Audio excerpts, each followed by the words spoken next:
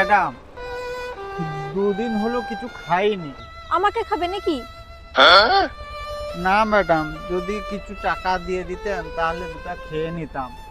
মা বলেছিল কাউকে কিছু দান করলে ভগবান তারই উপকার করে।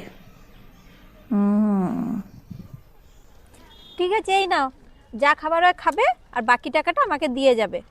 আমি এখানেই আছি। ঠিক আছে ম্যাডাম। इतनी खुशी मुझे आज तक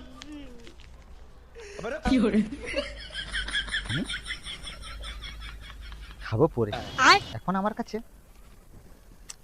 300 টাকা আছে, ফেরত দিয়ে দিই, দিয়ে বলবো খেয়ে নিয়েছি।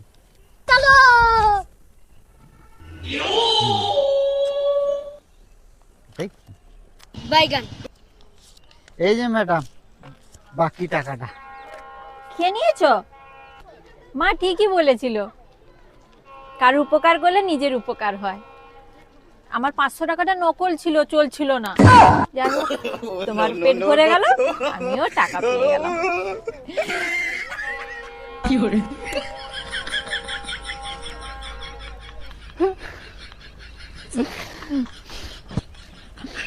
যে 300 টাকা ছিল সেটাও গেল, এখন সত্যি সত্যি আমাকে না খেয়েই থাকতে হবে।